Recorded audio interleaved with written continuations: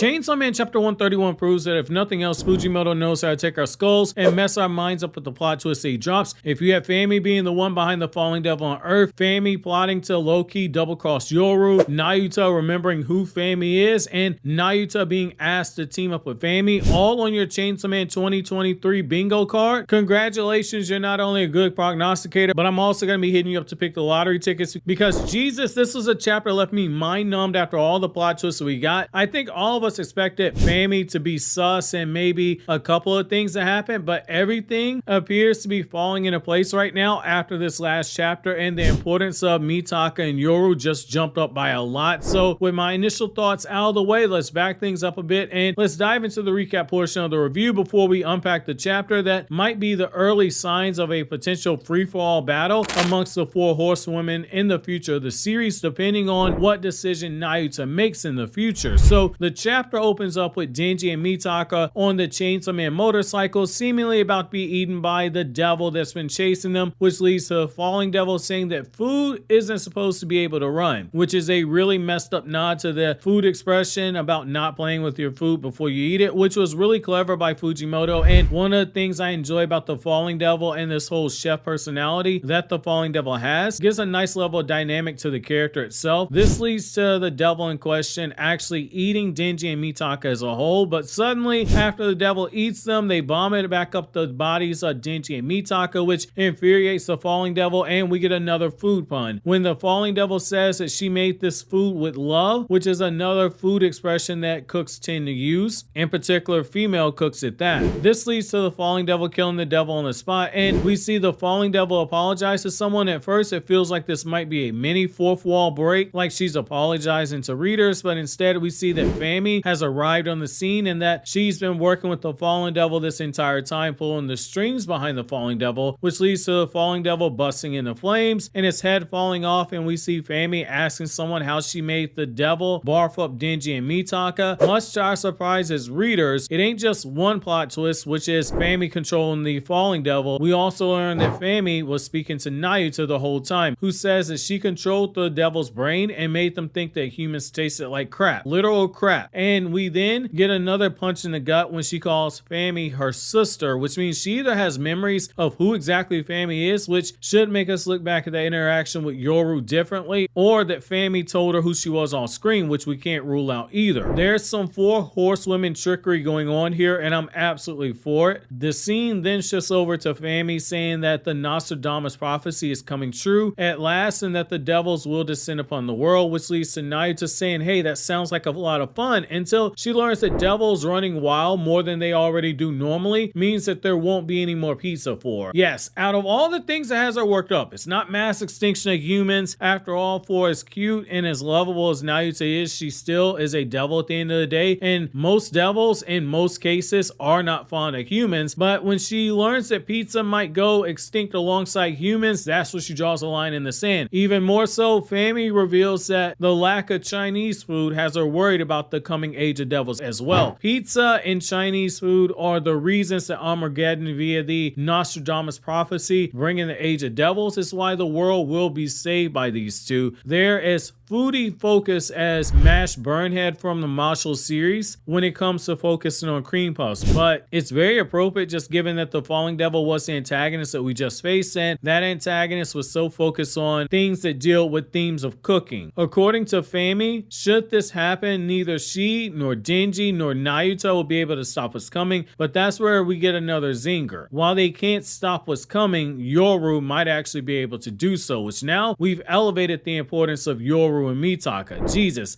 my idea that the War Devil was the weakest of the four horsemen, it might be in danger if Yoru has this level of power where she's basically the game changer in the war against the devils that are coming to age her in this age of devils. According to Fami, she says that the whole reason she had the falling devil target Mitaka was because she was going to have Yoru starve from the inside and then she was going to control her, believing that if she controlled Yoru that they might be able to stop the devils from arriving, or at the very least have the best chance, especially if Nayuta agrees to work with them, but Nayuta outright rejects the offer in the most wholesome of reasons. She says she has school the next morning, and the chapter ends off with her in class telling her teacher to call on her. So now that the recap's done, let's go ahead and unpack the chapter itself. This is another classic Chainsaw Man chapter. While it wasn't heavy on the action, it had the wacky things inserted into it and the plot twist that lets you know that the crazy stuff is all around the corner again. So the biggest thing in this chapter is the Chekhov's gun known as Nayuta is still very much a thing that we have to keep our eyes on because she's clearly being set up for a major role in the future. And now that Fujimoto has teased there might be a bigger role for her in the future with Fami asking her to team up, the question of is Nayuta going to be good or evil is now being set up to get answered at a later date in the series. Very quietly, Fujimoto has set up the possibility of the 4 horsewomen in the series later on assembling, with Fami saying she wanted to control Yoru and even recruit Nayuta, and